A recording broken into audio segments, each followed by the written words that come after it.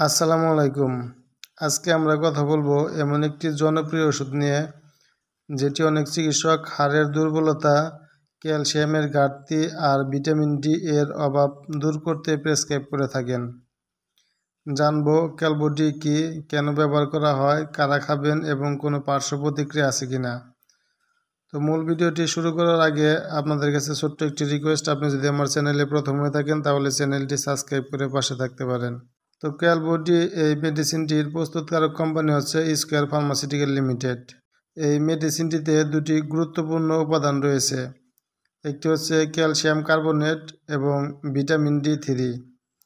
Calcium carbonate আমাদের শরীরের হাড় ও দাঁতের গঠন মজবুত রাখতে সাহায্য করে, আর ভিটামিন ডি3 ক্যালসিয়ামকে ভালোভাবে শোষণ করতেও সহায়তা করে। এই ওষুধটি হাড়ের দুর্বলতা, অস্টিওপোরোসিস, দাঁতের সমস্যা, বৃদ্ধ বয়সে হাড় ক্ষয়, গর্ভবতী মা ও বুকের দুধ খাওয়ানো মায়েদের জন্য অনেক কার্যকর। তো এবার দেখা যাক এই মেডিসিনটি কারা খাবেন এবং কিভাবে খাবেন।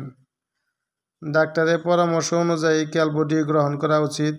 তবে সাধারণত যেসব সমস্যায় আপনারা এই ক্যালবোডি মেডিসিনটি সেবন করতে পারেন, যেমন বয়স্কদের অনেক সময় হাড় ক্ষয়ের সমস্যা দেখা দেয়, তখন চাইলে আপনারা এই মেডিসিনটি সেবন করতে পারেন। এছাড়াও ভিটামিন ডি ও ক্যালসিয়ামের অভাবজনিত কারণেও ডাক্তাররা এই মেডিসিনটি প্রেসক্রাইব করে থাকেন। পাশাপাশি গর্ভবতী ও স্তন্যদানকারী মায়েরা এবং অস্টিওপোরোসিসের রোগীদের ক্ষেত্রেও ডাক্তাররা এই মেডিসিনটি পরামর্শ করে থাকেন।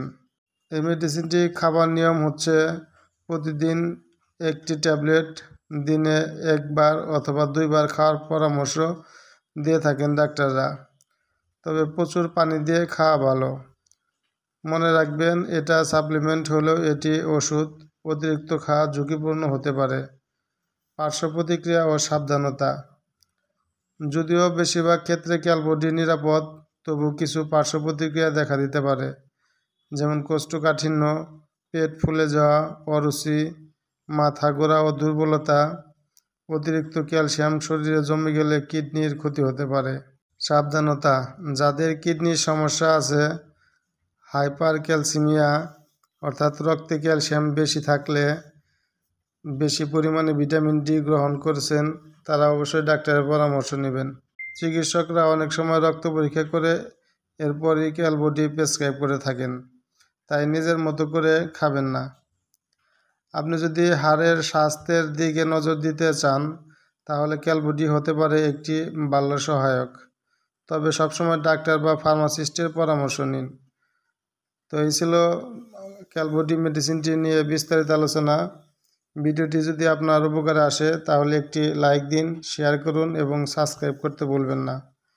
পরবর্তী ভিডিওতে অন্য কোনো ওষুধ নিয়ে বিস্তারিত আলোচনা করব। সে পর্যন্ত ভালো থাকুন, সুস্থ থাকুন। আজকের মতো এ পর্যন্তই। আল্লাহ হাফেজ।